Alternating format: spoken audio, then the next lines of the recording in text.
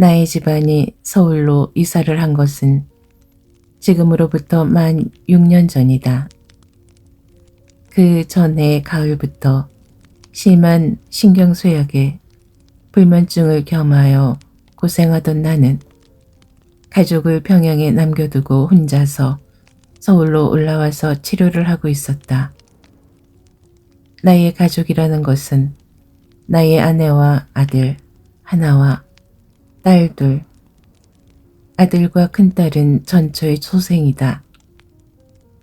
그 가족들을 평양에 남겨두었는데 그들 위에는 늙은 어머님이 계셨고 아직 시집가지 않은 누이 동생이 하나 있었다. 지금껏 평양에 있을 동안의 생활 방식이라는 것은 어머님의 약간의 토지에서 수입되는 나락과 미약한 나의 원고료 수입에 의지하여 지탱해왔다. 그러던 것이 내가 서울로 올라와서 병치료를 하고 있게 되매 나의 원고료 수입이 치료비에도 도리어 부족이 될 형편이라 일이 딱하게 되었다. 생각하고 생각한 끝에 맏형을 찾아갔다. 그리고 맏형께 내가 서울에서 치료를 하는 동안 어머님을 비롯하여 내 가족들의 생활을 돌봐주기를 부탁하였다. 그의 진실로 적적한 과세를 하였다. 잠 못 드는 긴 밤을 외로운 여사에서 새우고 흥분되는 일과 음식 등을 의사에게 금지당하였는지라 이웃집 겹방 등에서 술 먹고 윷놀고 화투하고 좋아하고 야단들 하는 신구세교한 절기를 나는 자리에 누워서 눈이 꺼벅꺼벅 밤을 새우고 하였다. 길고 지리한 밤을 새운 뒤에 들장에 훤히 새벽동이 트면 그렇게 기쁜 일이 다시 없었다. 인젠 낮으로다.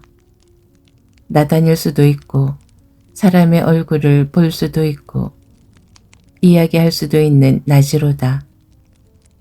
길고 지루하던 밤도 이제는 갔구나. 낮이 차차 기울어오면 인제장차 이를 밤이 진실로 무서웠다. 이 길고 시리한 밤을 또한 천장을 바라보며 세울 생각을 하면 괴롭기 짝이 없었다. 의사는 늘 잠 못 자는 것을 걱정 말라고 권고를 한다. 에디슨은 하루에 4시간씩 밖에 안 잤다. 누구는 몇 시간씩 밖에 안 잤다. 고금의 온갖 예를 들어가면서 잠이라는 것은 한낱 습관에 지나지 못하지 자지 않을지라도 괜찮다는 설명을 가하여 안심을 주려 한다. 그러나 과거 30년간을 하루에 8시간 이상을 잔 경력을 가지고 있는 이 까다로운 인생은 의사의 그런 말을 귓등으로도 듣지 않았다.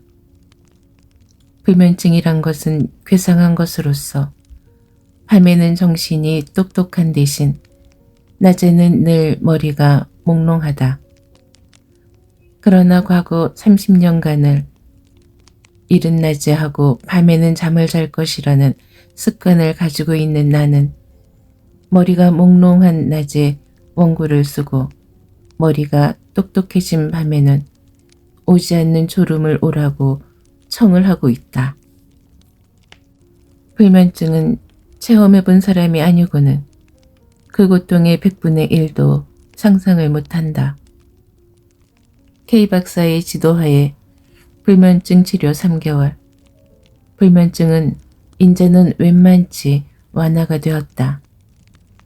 자며 깨며 숙수는 못하나마 과한 고통은 면하리만치 되었다.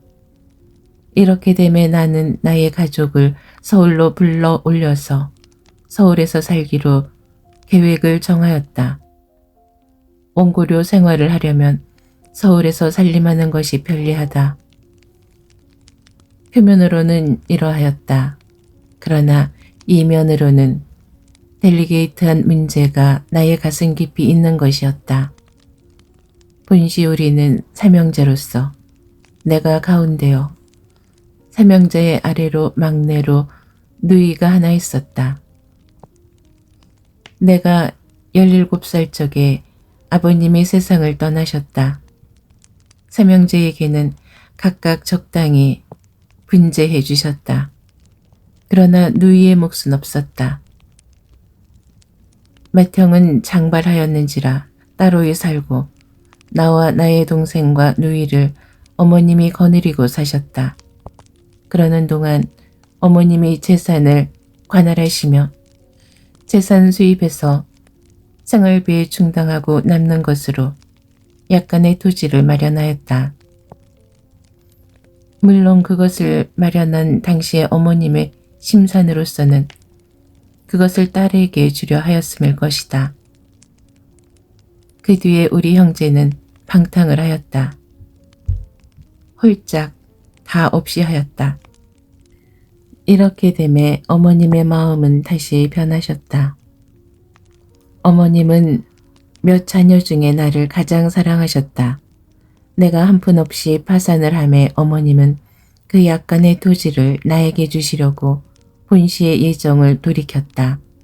그리고 그 토지에 걸리는 입비, 세비, 수리조합비, 기타 관할비 등등을 내게 부담을 시키시고 감독 등등도 내게 늘 명하셨다. 본시 입이 무거우시니라 그 땅을 장차 네게 주신다는 말씀은 입 밖에 낸 일이 없으나 암시는 충분히 하시고 하였다. 언젠가 변변찮은 일로 딸과 다투신 때 같은 때에는 등기와 도장을 내게 맡기시고 집을 나가신다고까지 한 일이 있었다. 그러나 나는 그 땅을 원하지 않았다. 아버님께 풍부히 물려받았던 재산을 탕진한 몸으로써 무슨 염치에 그것을 곁눈질이라도 하랴.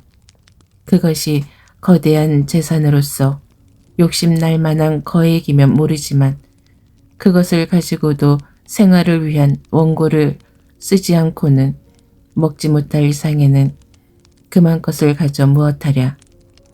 이러한 생각을 가지고 있었다. 누이도 그때 20을 지난 처녀로서 재산이란 것이 무엇인지 넉넉히 눈치를 알 처지였다. 누이의 심경도 내게는 뻔히 들여다 보였다. 그 땅이란 본시, 자기에게 올 것이었는데 오빠가 방탕을 하여 재산을 탕진한 탓에 빼앗기는구나. 이러한 눈치가 늘 여견히 보였다. 어렸을 적부터 내가 매우 사랑해왔고 자기도 나를 벅달아서 어떠한 고집을 부리다가도 내 말이 떨어지면 즉시로 승복하리만치 나를 따르던 누이인데 이 눈치를 알자부터 차차 내게 반항을 하며 공연히 앙심을 품는 것이 분명하였다. 집안에는 늘 아문이 떠돌고 있었다. 어머님이 단 한 번이라도 정면으로 그 땅은 장차 너 가져라 하시면 나는 단박에 거절하여 이 아문도 흩어지겠지만 말씀 안 내는 일을 먼저 내가 거절한다면 도리어 그 반대편으로 보이기가 쉬운 일이라 먼저 거절할 수도 없고 하여 단지 이 집안에 떠도는 아문에 홀로 혀를 차고 있었다. 그러다가 이번 기회에 내 처자만 서울로 이사를 하게 하면 자연 간단히 내 뜻을 나타내기로 한 것이었다. 과연 아내가 서울로 이사 오라는 내 편지를 받고 그 뜻을 어머님께 여쭈매 곁에 있던 누이가 옳다, 그 땅도 이젠 내 것이로다. 고 농담조로 말하더라고. 대체 그 땅이란 어찌된 땅이냐고 아내는 서울 이사 온 뒤에 내게 물은 일이 있었다. 내 가족이 서울로 이사 오면 평양의 어머님과 누이는 어머님의 땅의 수입과 누이의 모 유치원 부모로서의 월급으로 여유있게 지낼 수가 있는 것이었다. 그러나 어머님은 내 이 행동을 매우 좋지 않게 보신 모양이었다. 첫째로는 가장 사랑하시던 아들을 슬하에 그냥 두고 싶으셨던 것이었다. 그랬는데 그 아들이 자기의 처자만 서울로 끌고 갔다는 점이 매우 불쾌하셨다. 둘째로는 제 아무리 서울로 이사를 간 뒤자 벌어먹지 못할 것으로 보셨다.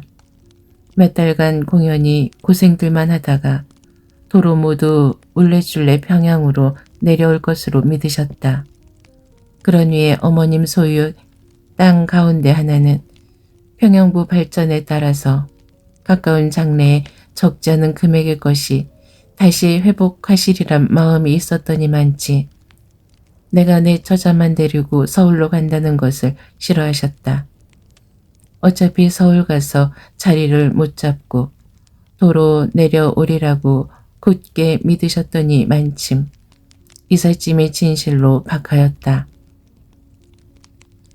아내가 자기의 친정에서 해가지고 온 물건밖에 낡은 것, 원래 대갓집이었더니만치 다른 것은 그만두고 유기 그릇만 하여도 큰 뒤주로 몇 뒤주가 되었다. 내 전실 아내의 거초자 안 주시고 단지 빅터 유성기와 레코드와 신고 재봉들 하나뿐으로써 좌우간 이서온 날 저녁밥 담아 먹을 그릇조차 없어 사다가 담아 먹었다면 짐작이 갈 것이다. 그러나 내 계획이란 어머님의 예상하신 바와 딴판이었다. 좌우간 무턱하고 집을 한 채 월부로 사기로 하였다. 집도 그만하면 정 부끄러운 집도 아니었다. 그리고 여기서 차차 내 생활이 자리가 잡히는 동안 누이 동생도 출가를 하게 되겠고 출가를 하게 되면 어머님의 땅도 누이에게 완전히 건너가게 될 것이고 그때쯤이면 내 생활도 자리가 잡혀서 어머님을 모셔다가 안온한 여생을 보내시게 하겠다. 내 생각은 이러하였다. 사실 나는 어머님과 마주 앉을 적마다 죄송하였다. 부귀를 겸적한 가운데서 나셔서 잘하셔서 청년 중년 다 부귀 중에 지내신 어머님을 나의 과도한 방탕 때문에 늙음하게 고생하시게 하는 것이 늘 죄송하였다. 언제 어디서 생활의 안정을 얻어서 어머님을 다시 평안히 지내시게 할까. 얼마 남은 수도 그리 많지 못하실 어머님. 어머님 생전에 다시 근심 없는 살림을 회복하여야겠다. 이것이 나의 제일 초조되는 바요 근심되는 바였다. 그런데 어머님의 생각은 또한 그와 반대였다. 저것이 넉넉한 데서 나서 자라서 지금 재정에 물려 쩔쩔매며 돌아가는 것이 도리어 민망하신 모양이었다. 이 중년의 아들을 강간 어린애들 몰래 즐겨하는 과일 같은 것을 사다 주시는 것을 받을 때마다 도리어 각 울고 싶었다. 10년 미만의 10여만 원의 재산과 그 재산에서 나는 수입까지 탕진하였으며 상당히 질탕이 놀았다. 그런지라 어떠한 고난을 겪을지라도 자작지얼로 원망할 곳이 없을 뿐더러 과거에 그만큼 놀았으면 하는 단념까지 생기는 나이려니와 어머님이야 무슨 탓으로 늙음하게 저렇듯 마음과 몸의 고생을 하실까.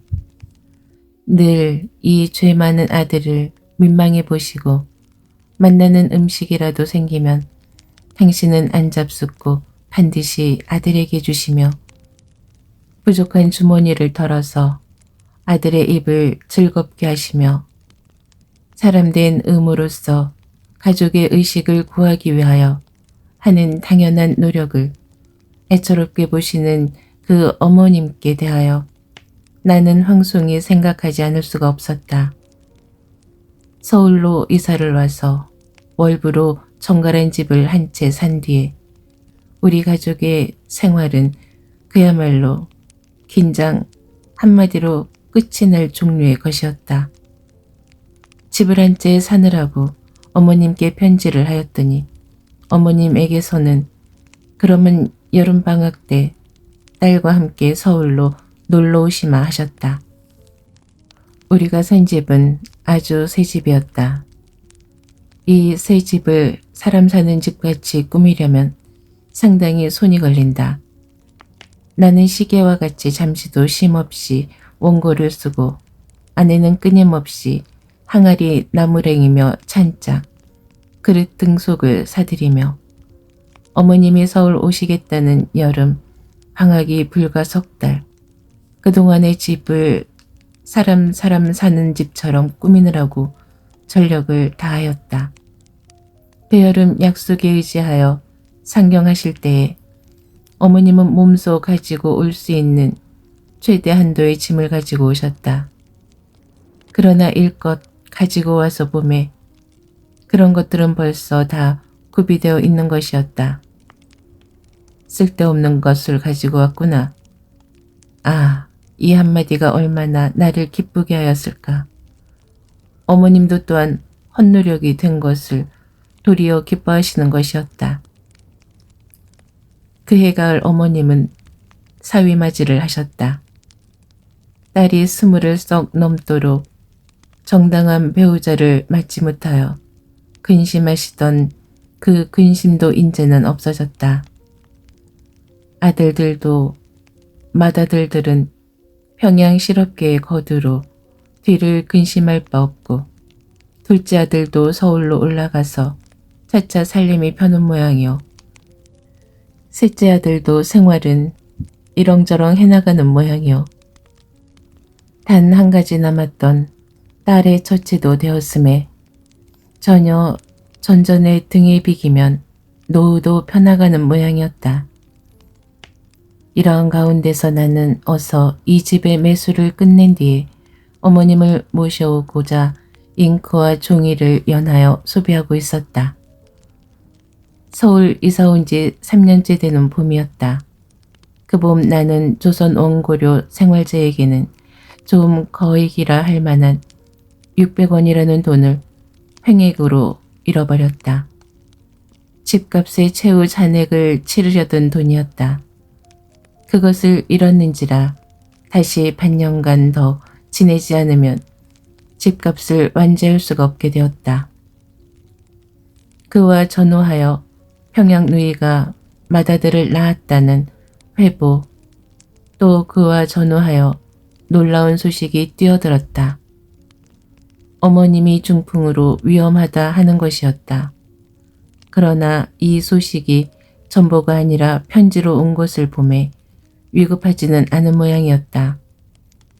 그때 마침 쓰던 원고가 있어서 양일간 더 써야 끝이 나겠으므로 그것을 빨리 마감하고 내려가 보려 하였는데 뒤이어 염려 없이 되었다는 기별과 의사의 말이 춘추, 칠순에 가까운 분으로 그런 위험한 병에서 이렇듯 속히 회복되는 것은 희귀한 일이라 하더라는 말까지 있었다. 그래서 어머님의 병환에는 푹 안심하고 있었는데 얼마 지나지 않아서 중풍 재발이라는 통지가 역시 전보가 아니요 편지로 왔다. 뒤에 상세한 전말을 알아보니 이러하였다. 누이는 그때 해산 직후에 산모라 신경이 앵간히 날카롭게 된 사람이었다. 그런 터라 어떤 날 식모가 좀 마음에 거슬리는 일을 하였다고 당장에 내쫓았다.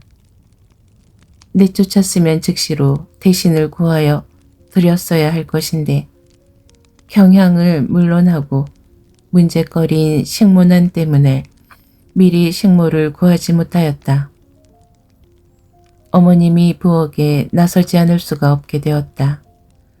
40년, 50년 전 며느리 시절에 부엌에 나서 보신 분, 부엌에 서투르신 어머님이었다.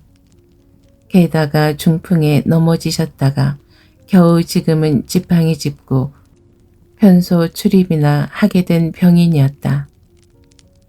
그 위에 산모에게는 하루에 7, 8회를 국을 끓여주어야 할 것이었다. 아궁이 앞에서 불을 떼놓으라면 자꾸 아궁이로 끌려 들어가는 것 같구나. 이것이 뒷날 어머님의 회상담이었다. 나무단을 부엌에 끌어들이고 수도 대문 안에 있어서 부엌에서 꽤 멀은 물을 길어들이고 하루에 7, 8회를 부엌에 나서야 하니 칠순노체의 병환이 없을지라도 견디지 못할 것이었다. 병환 재발이 된 것이 당연한 일이었다.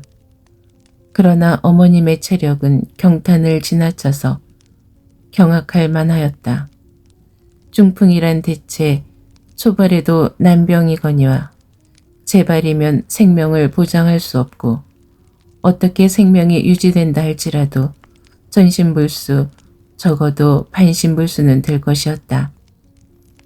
그러나 어머님의 경악할 만한 체력은 그 모든 과정을 모두 건너뛰어 일삭쯤 뒤에는 다시 약간의 부축만 있으면 편소 출입은 가능하도록 되었다.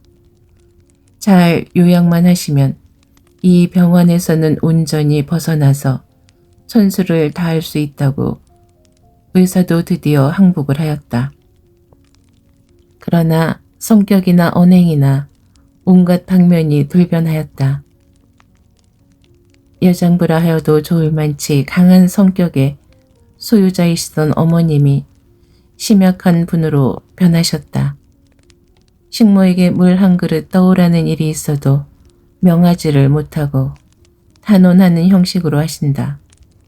그리고 온갖 일에 나무람이 많고 눈물을 자주 흘리시고 음식을 잡수는 데에도 귀찮으면 수저 다 내버리고 그냥 손으로 집어 잡수는 등 전혀 다른 분같이 되었다. 금년에는 서울을 못 오시겠구나. 금년 여름에 집에 오시기로 되어 있더니만치 매우 섭섭하였다. 아이들이나 평영으로 보내서 병석의 할머님을 귀찮고 기쁘게 하리라 하였다. 그 여름 이 신문 저 잡지할 것 없이 모두 돌아가면서 원고료 전찬을 하여 집값의 최후 잔액을 갚았다. 이제는 이 집은 완전히 내 것으로 되었다. 이제부터는 이 전찬 문체를 갚기까지는 생활을 극도로 절약을 하여야 하게 되었다. 나는 손꼽아 기다렸다.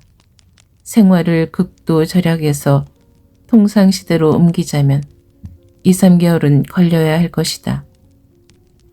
그동안에는 어머님의 건강도 썩 회복될 것이다. 그 사이 집값으로 뽑혀나가던 돈이 이제는 떠오르게 되었으며 어머님을 모셔다가 어머님 보양비로 그것을 전환시키면 될 것이다. 2, 3개월만 더 참자. 호강은 못하시나마 공궁이야 면하게 해드릴 수 있겠지. 그 어떤 날 평양 누이에게서 편지가 왔다. 내일 밤 경성 도착하는 차로 어머님을 모시고 상경합니다. 이런 뜻의 편지였다. 반갑기는 반가웠으나 너무도 의외의 일이라 깜짝 놀랐다. 편소 출입까지도 부축하는 사람이 없이는 못하시던 어머님의 서울까지 어떻게 오시며 무엇하러 오시나. 좀 더 안정하여야 할 것이오늘. 게다가 또한 당황하였다. 어머님께는 생활이 곤란하다는 점을 절대로 보이기 싫었다. 그런데 지금 최대 한도의 원고료 전차를 하였는지라 자그마한 잡지 몇 개에서 들어오는 약수한 금전으로 생활을 극도로 절약하여 지내려는 이 판에 어머님이 올라오시면 큰 탈이다. 곰핍을 안 보이자니 불가능한 일이오. 보이면 또한 더욱이나 병중이신 마음에 얼마나 걱정스러우시랴. 그 저녁 정거장에서 어머님을 뵈니 펑펑 눈물만 쏟아지려 하였다. 재작년 상경 때에는 그렇게 원기 좋게 기차에서 내리시던 어머님이 이번은 다른 사람 다 내리기를 기다려서 마지막에야 그것도 우리 부처와 누이의 부처 4사람의 부축을 받으시고야 내리셨다. 택시에 오르기까지 시간이 30여 분이 걸렸다. 상경하신 이유는 간단하고 평범하였다. 나의 매부되는 사람의 본집은 전라남도 완도였다. 취저일에 아들까지 낳은 아직껏 본집에 가본 일이 없었다. 유치원 방학을 이용하여 처음으로 아들과 며느리가 시부모를 뵈러 가는 길이었다. 어머님을 빈집에 혼자 둘 수가 없어서 서울까지 모시고 온 것이었다. 내외는 이튿날 저녁 완도로 향하여 떠났다. 딸과 사위가 안도를 다녀올 동안에 약 1주간 어머님은 장 눈물이었다. 그의 어린 손주들이 무슨 심부름으로 밖에 나갈지라도 애처로워 눈물이었다. 내가 무슨 볼 일이 있어서 종로 방면으로 가서 서너 시간만 걸려도 눈물이었다. 또한 성격이 놀랍게도 변하였다. 참외 수박 같은 것을 사다 드리면 당신이 값을 내시겠다 한다. 경제에 좀 몰리는 관계상 진지상 같은데 반찬이 어머님께서는 좀 후하고 애들에게는 좀 박하면 또한 눈물이었다.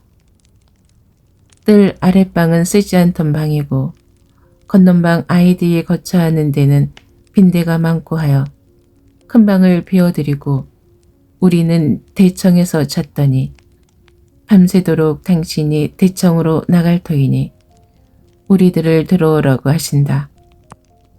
못하여 이튿날은 저녁이 끝나자마자 그 부자유한 몸으로 당신 이부자리를 어느 틈에 내다가 대청에 펴놓으신다.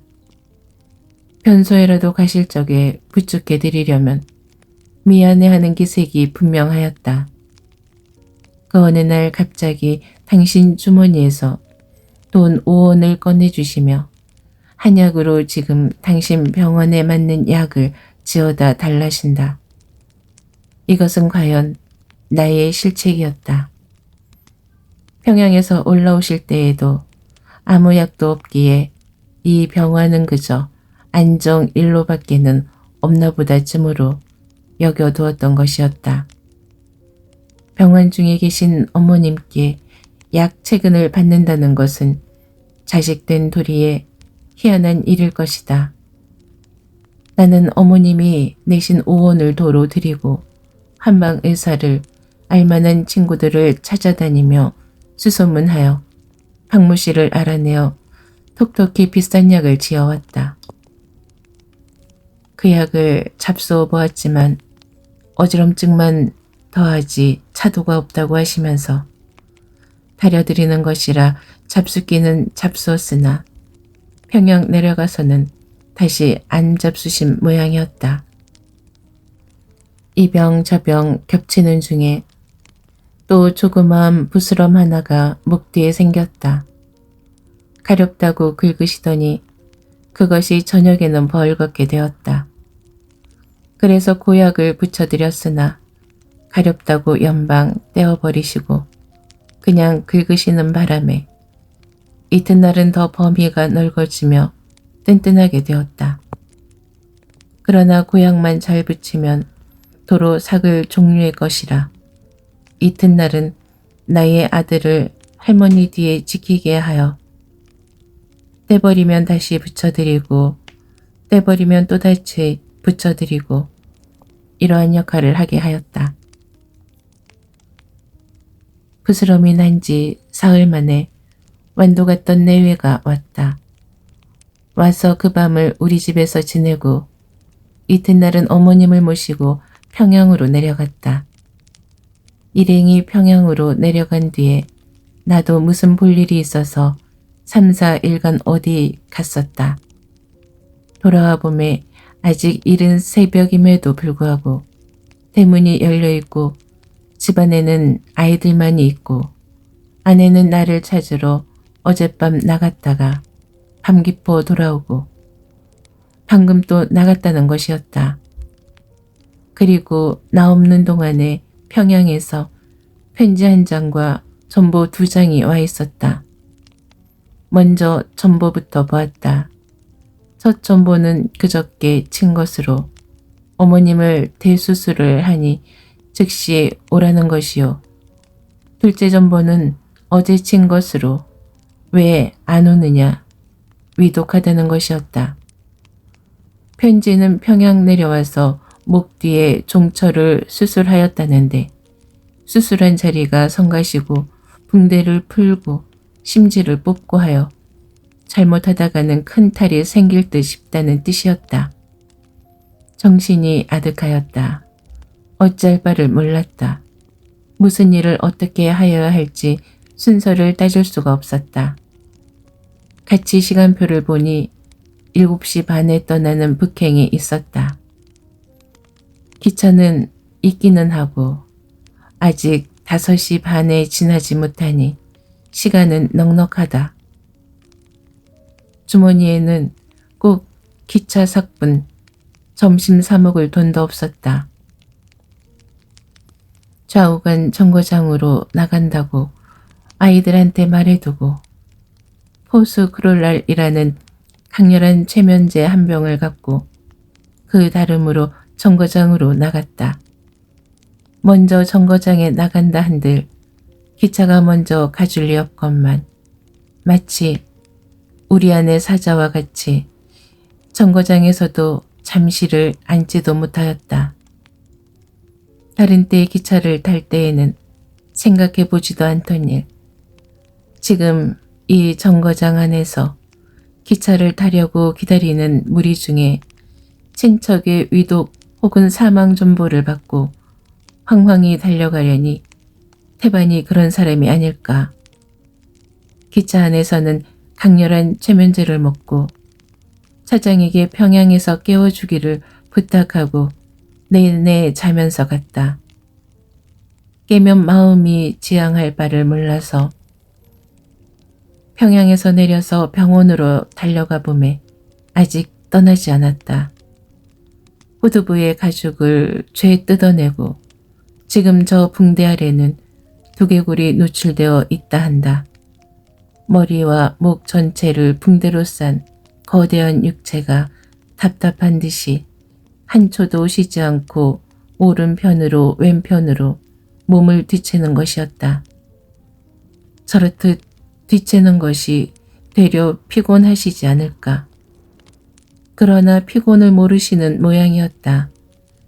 잠든 때 이외에는 저렇듯 몸을 한초도 쉬지 않고 이쪽으로 저쪽으로 뒤치신다 한다. 침대에서 떨어지기를 방지하기 위하여 침대의 한쪽은 단벽에 붙여놓고 이쪽으로는 침대 하나를 더 놓았다. 나는 내가 온 곳을 알리기 위하여 어머님의 눈이 향하기 가장 편한 쪽에 가 서서 어머니를 찾았다. 어머님은 나를 보셨다. 그러나 그것은 마치 맞은편에 무엇이 보이니 그냥 눈을 그리로 붓고 있는 따름이었다. 표정에 아무 움직임도 없었다. 그로부터 10여일 나는 죽음과 고토하시는 어머님을 지켰다. 불면증이라는 특수한 신체 조직을 가지고 있는 나는 병인을 지키기에는 가장 적당한 사람이었다. 한 번은 며칠째 되는 날인지 하도 보기에 민망하였던지 누이가 자기 남편과 한밤을 지킬 터이니 집에 가서 하루 편히 자라고 한다. 그래서 밤들어 누이의 집에 가서 한밤을 자고 이튿날 새벽에 병원으로 가서 누이 내외를 돌려보냈더니 내가 평양으로 내려온 지 여러 날 만에 처음으로 듣는 어머님의 의사 표시가 있었다. 즉 나더러 밤을 지켜달라는 것이었다. 목이 말라서 물을 달라 해도 모르고 자고 서늘에 무엇을 쓰고 싶으나 아무리 불러도 깨지를 않아 하룻밤을 매우 곤란히 지내셨다는 것이었다. 그 뒤로부터 밤을 남에게 맡겨보지를 않았다. 밤에는 자는 것이 당연하다. 아무리 정성이 있단들 생리적으로 오는 졸음을 어이하랴. 나 같은 불구자가 아닌 이상에는 거의 불가능한 일이다. 나는 이 반드시 다시 일어나지 못하실 어머님을 지키면서 여기서 때때로 인생이라는 것의 전면을 보곤 하였다.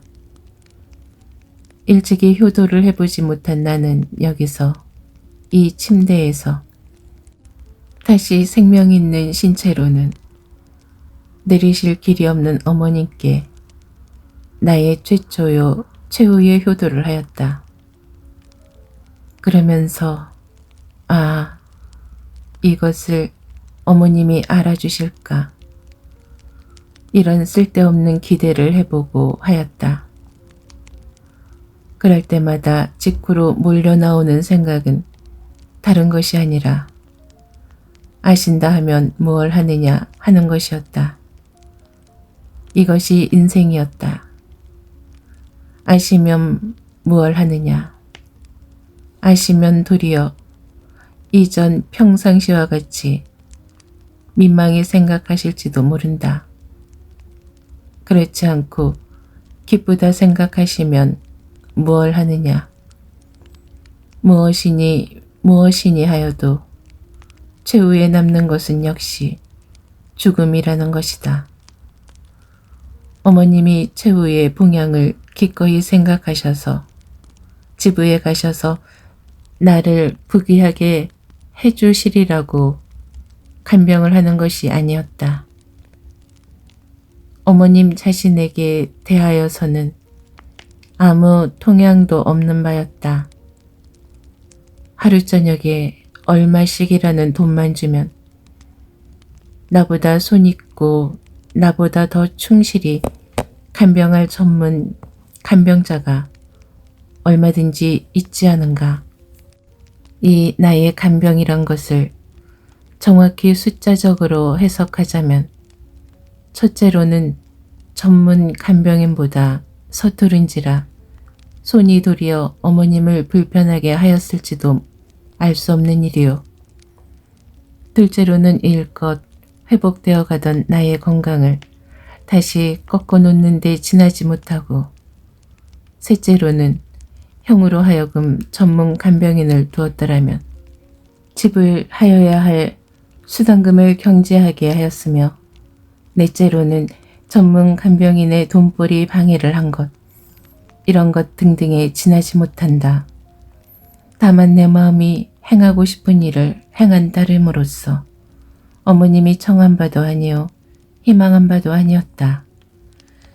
이게돈 병원의 불친절하고 무지한 것은 조선에서 다 아는 바다. 당시에 어머님의 몸에는 여러 가지 병이 한꺼번에 밀려 있었다. 제일 급한 것이 이번 수술한 후두부 봉창이요. 그 다음으로 급한 것이 중풍이요. 그 다음으로 중한 것이 당뇨병이었다. 당뇨병에 쓰는 인슐린이라는 주사약은 보통 건강체의 사람에게도 주사를 놓고는 즉시 포도당으로 중화를 시키지 않으면 심장마비가 일기 쉽다. 다른 중한 병을 겸한 환자에게는 좀 채 놓기 힘든 약이다. 그럼에도 불구하고 이 병원에서는 어머님의 몸에 당뇨병이 있는 것을 발견해가지고 인슐린 주사를 놓았다. 그러나 어머님의 놀라운 체력은 이 제1회의 인슐린까지 이겨서 일단 사선을 넘어섰다가 다시 소생하셨다. 그러나 이튿날 내가 엄중히 감시하고 있었는데도 불구하고 또 인슐린 주사를 놓았다. 그리고 숟가락으로 입에 따라 넣어드리는 포도당에게 마지막 숟갈을 채 못 삼키시고 마지막 숨을 쉬셨다. 한때는 이 무지한 치료 방식에 대하여 친척들 사이에 말썽도 많았으나 그건 역시 지나고 보면 우스운 일이었다. 혹은 그 때문에 2, 3일간 더 생명이 단축이 되셨는지는 모른다. 그러나 만약 어머님이 2, 3일간 더 살아계셨다 하면 무엇할까? 2, 3일간 더 사셨다면 2, 3일간 더 고통을 겪으실 뿐이었다. 양미간을 늘 커다랗게 찌푸리고 계시던 어머님에게 최후의 호흡과 함께 그 주름살이 없어졌다. 어머님이 고통을 호소할 때마다 나는 당직 의사를 불러서 모르핀 주사를 놓게 하였다. 모르핀 주사가 혹은 몸에 해로울지는 모르나 어차피 이 침상에서 다시 산 사람으로 내리시지 못할 이상에는 단 몇 시간이라도 고통을 모르고 지내시면 그 이상 더한 일이 어디 있으랴. 어머님 떠나신 지 만 3년 반. 지금은 아마 뼈밖에는 남아있는 것이 없겠지. 그때 수일간 더 살아 계셨거나 말았거나 오늘에는 그것은 문제거리가 되지 않는다. 단지 내 마음에 그냥 죄송이 남아있는 생각은 부귀 중에서 생장하시고 늙으신 어머님을 늙음하게 내 탓으로 수년간 빈곤을 맛보시게 하였고 그러고도 이 못난 아들을 도리어 생각하시고 측은히 여기시던 어머님께 푹 안심을 드리기 전에 어머님을 잃은 점이다. 효도를 드려야 한다는 의무감에서 나온 바도 아니오. 효성이 없으면 미물과 같다는 위협 때문에 생긴 마음도 아니다. 안심을 하신 뒤에 세상을 떠나셨다 하여도 역시 마찬가지요. 더욱 불안을 느끼시면서 떠나셨다 하여도 또한 마찬가지로서 일단 떠난 뒤에는 그저 다 허무로 끝마금할 것이니 나의 생각은 어머님이 살아계신 때거나 떠나신 뒤거나 단지 내 욕심 채우기를 위함이지 어머님을 위함이 아니다. 어머님을 땅에 묻은 뒤에 나는 다시 무덤을 찾아본 일이 없었다. 살아계신 어머니이니 내가 범한 죄를 씻고자 성심성의 안심을 드리고자 한 것이지 떠나신 뒤에 빈 무덤을 찾아 무엇하랴. 불효한 자식이라고 세상이 욕을 할지라도 그 칭호를 잠잠히 받을 밖에는 도리가 없다.